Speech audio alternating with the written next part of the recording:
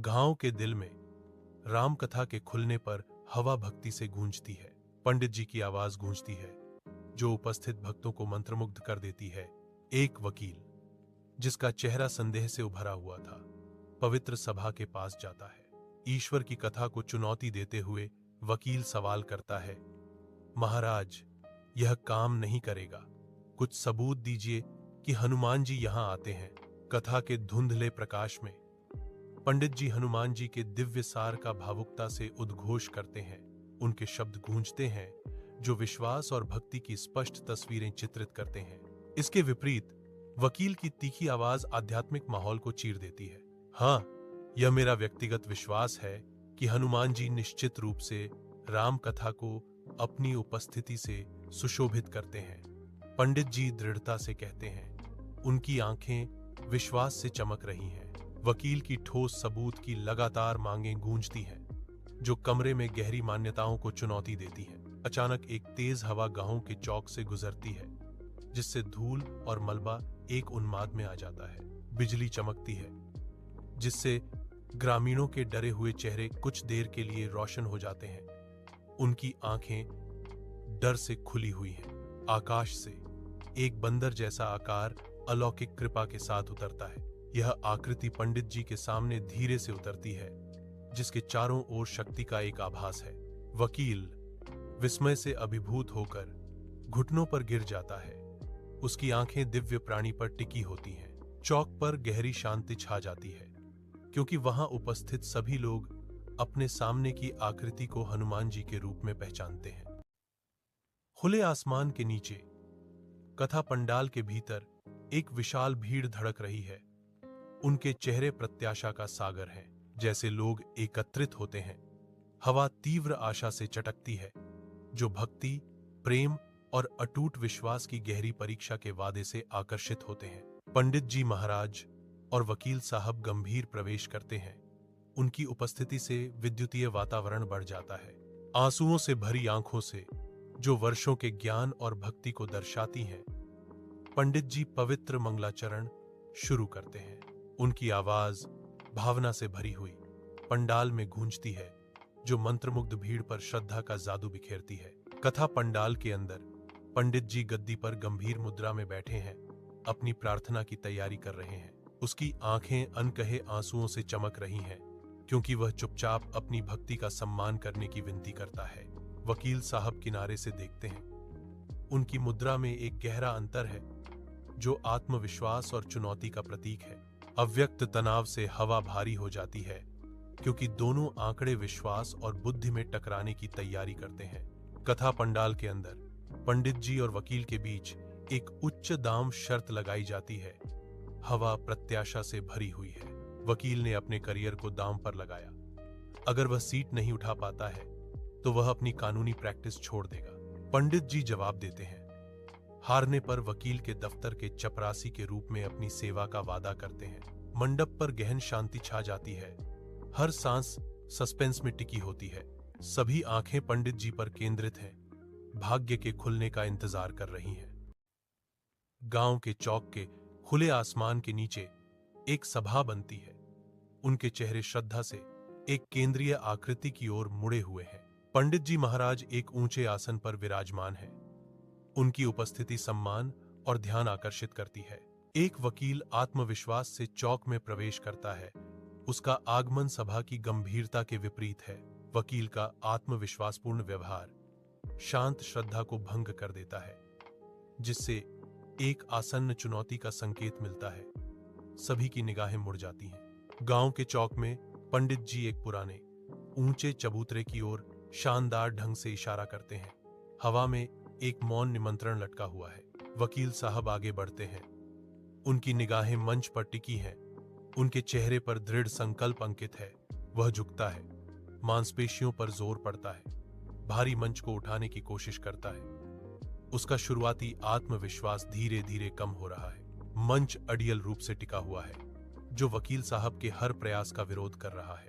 कठोर धूप को दर्शाते हुए उसके माथे पर पसीने की बूंदें चमकती हैं। हर बूंद उसकी व्यर्थ लड़ाई का प्रमाण है। वकील साहब पंडित जी के पैरों पर गिर जाते हैं। उनकी हार धूल भरे आंगन में स्पष्ट है। पंडित जी की गर्मजोशी भरी मुस्कान भीड़ में फैल जाती है, क्योंकि वह आशीर्वाद देने के लिए हाथ उठाते हैं। प्रसन्न ग्रामीणों से जय हनुमान, जय श्री राम की जोरदार गर्जना फूटती है, जो हवा को उत्साह से भर देती है। आंगन जश्न मनाते ग्रामीणों का समुद्र बन जाता है। उनके मंत्र विजय और एकता की गूंज करते हैं। गांव का मंदिर चमकदार खड़ा है, जो जीवंत फूलों और जटिल रंगोली से सुसज्जित है। ग्रामीण रंगों का एक चित्रपट प्रत्याशा में एकत्रित होते हैं। उनके चेहरे मंदिर की ओर मुड़े हुए हैं। पंडित जी शांति के प्रतीक ऊंचे मंच पर बैठे हैं। उनकी उपस्थिति शांति का आदेश देती है। सूर्य की रोशनी दृश्य को नहलाती है, उम्मीद भरी चेहरों और मंदिर की अलंकृत नक्काशी को रोशन करती है। हवा धूप की खुशबू और प्रार्थनाओं की फुसफुसाहट से भरी हुई है, जो रामायण कथा के खुलने का प्रस्तावना है। पंडित जी की आवाज स्पष्ट और गूंजती हुई शांति को भंग करती है, दिव्य को आमंत्रित करती है।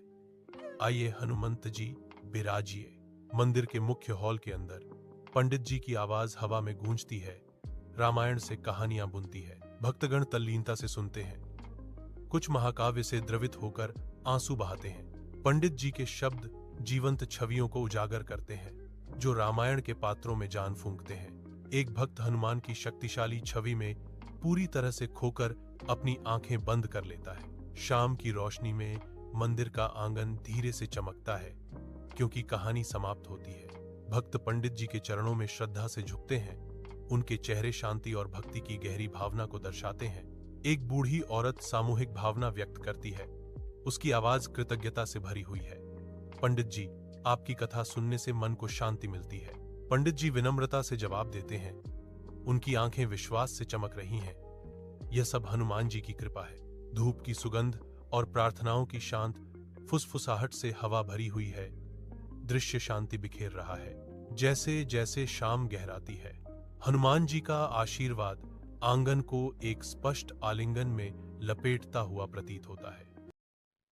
मंदिर के प्रांगण में वकील साहब आते हैं, क्योंकि हवा भक्ति ऊर्जा से गूंजती है, जो भजन और कीर्तन की ध्वनियों के साथ मिल जाती है। भीड़ जमा होती है। उनके चेहरे उत्सुकता से चमक रहे हैं, जो शाश्वत रामायण में डूबने के लिए उत्सुक हैं। वकील साहब पंडित जी के पास जाते हैं। उनका सम्मानजनक अभिवादन आगामी प्रवचन के प्रति गहरी श्रद्धा का प्रतीक है। वह भक्तों के बीच अपनी जगह बना लेता है। उसकी उपस्थिति सभा की सामूहिक भावना को बढ़ाती है। उसका चेहरा भावनाओं का एक कैनवास, प्राचीन कहानियों के बारे में गहन श्रद्धा और एक निर्विवाद जिज्ञासा दोनों को प्रकट करता है। जैसे ही पवित्र छंद हवा में भरने की तैयारी करते हैं, वातावरण भक्ति से गहरा हो जाता है, जो ज्ञान और आध्यात्मिक जागृति का वादा करता है। कथा मंडप के अंदर पंडित जी की आवाज गूंजती है, रामायण की महाकाव्य कहानी बुनती है। वह हनुमान के गुणों की प्रशंसा करता है। उसके शब्द एक निमंत्रण है, आइए हनुमंत जी विराजिए। एडवोकेट साहब ध्यान से सुनते हैं। कहानी के खुलने पर उनकी भौहें चिंतन में मुड़ जाती हैं। उसके भीतर संदेह का तूफान उठता है। संदेह के बीज आध्यात्मिक प्रवचन के बीच जड़ें जमाते हैं। वह पंडित जी के बयानों से जूझता है। उसके दिमाग में एक मौन बहस चल रही है। जैसे ही महाकाव्य की कहानी की गूंज फीकी पड़ती है, वकील साहब पंडित जी के पास जाते हैं। उनके कदम सम्मान के साथ मापे जाते हैं। वकील साहब की आवाज शांत हवा में गूंजती है, महाराज जी, आप रामायण की कहानी बहुत अच्छी तरह सुनाते हैं। वह रुकता है। उसके चेहरे पर एक विचारशील भाव आता है। इससे पहले कि वह आगे बढ़े, हमें यह बहुत दिलचस्प लगता है, लेकिन आप हनुमान जी को जो सीट रोजाना देते हैं, क्या हनुमान जी वास्तव में वहां बैठते हैं? पंडित जी वकील साहब की ओर मुड़ते हैं। उनके होंठों पर एक कोमल मुस्कान छा जाती है। पंडित जी की नजर वकील साहब से मिलती है, जो ज्ञान और अटूट शांति का संचार करती है। यह सवाल हवा में लटका हुआ है, जो विश्वास के लिए एक चुनौती है और गहरी समझ की तलाश है। कथा स्थल पर भक्तजन एकत्रित होते हैं। उनके चेहरे उत्सुकता से चमक रहे हैं, क्योंकि वे राम कथा की शुरुआत का इंतजार कर रहे हैं। पंडित जी मंच पर बैठे हैं। उनकी आवाज भक्ति से गूंज रही है, क्योंकि वह हनुमान जी के गुणों का बखान करते हैं। एक वकील, जो वफादारों के बीच संशय में था, अपनी शंका व्यक्त करता है। महाराज, यह काम नहीं करेगा। मुझे कुछ सबूत दें कि हनुमान जी यहां आते हैं। पंडित जी का शांत जवाब वकील के संदेह को दूर करता है। भाई, विश्वास को सबूत की कसौटी पर नहीं परखना चाहिए। पंडित जी की आंखें दृढ़ विश्वास से चमकती हैं, क्योंकि वह निष्कर्ष निकालते हैं, यह भक्त और भगवान के बीच प्रेम का सार है। अपने धुंधले कमरे में पंडित जी बैठे हैं। उनका चेहरा गहरी चिंता का प्रतीक है। हनुमान जी के अस्तित्व के प्रमाण की वकील की मांग उसके दिल पर भारी पड़ती है। एक आह के साथ वह अपनी निराशा भरी घड़ी में मार्गदर्शन की तलाश में परमात्मा की ओर मुड़ता है। हे हनुमान जी, मुझे क्या करना चाहिए? यह वकील मेरी बात मानने को तैयार नहीं है। वह गिड़गिड़ाता है। उसकी आवाज दुहक से भरी हुई है। एक दिलासा देने वाली आवाज गूंजती है, अंधेरे में आशा की किरण। चिंता मत करो पंडित, कल तुम उस वकील को सबूत दिखाओगे। कथा जारी है। वकील के भव्य प्रवेश के साथ हवा प्रत्याशा से भरी हुई है, जो गद्दी लेकर आ रहा है। पंडित जी श्रद्धा में आंखें बंद करके शक्तिशाली हनुमान जी को पुकारते हैं, जो हवा को प्राचीन शक्ति से भर देते हैं। यह सबूत है, एडवोकेट, पंडित जी घोषित करते हैं। उनकी आवाज अटूट विश्वास से गूंज रही है। वकील जोर लगाता है। मांसपेशियां उभरती हैं, क्योंकि वह गद्दी उठाने की कोशिश करता है, लेकिन वह जिद्दी रूप से वहीं टिकी रहती है। भीड़ में एक आह भरी जाती है, क्योंकि वकील का चेहरा अविश्वास में बदल जाता है। वजन अचल है। क्षमा मांगने पर वकील विनम्रता से भर जाता है।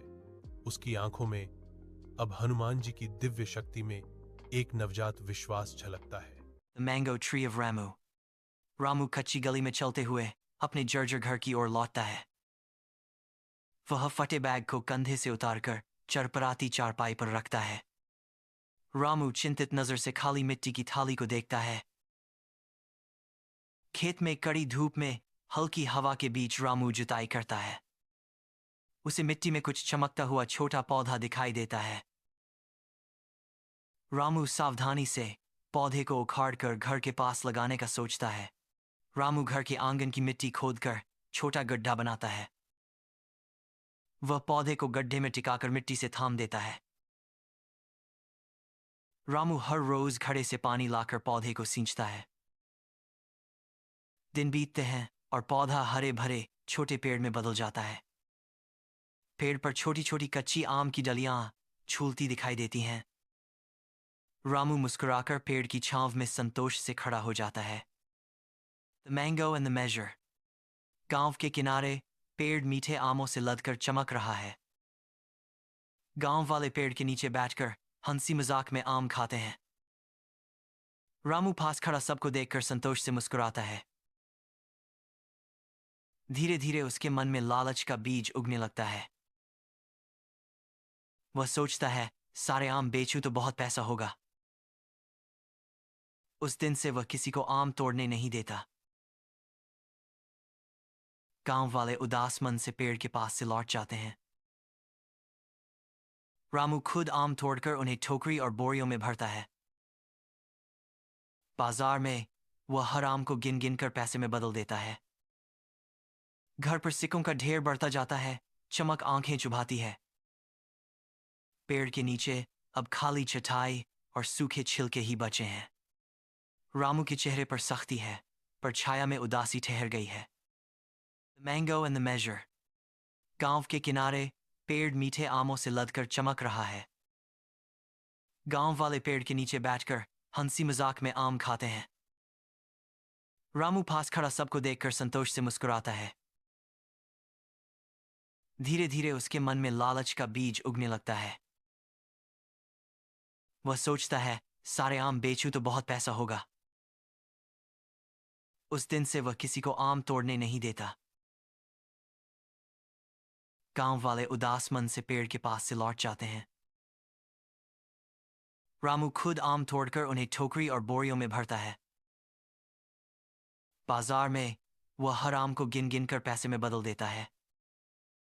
घर पर सिक्कों का ढेर बढ़ता जाता है। चमक आंखें चुभाती है। पेड़ के नीचे अब खाली चटाई और सूखे छिलके ही बचे हैं।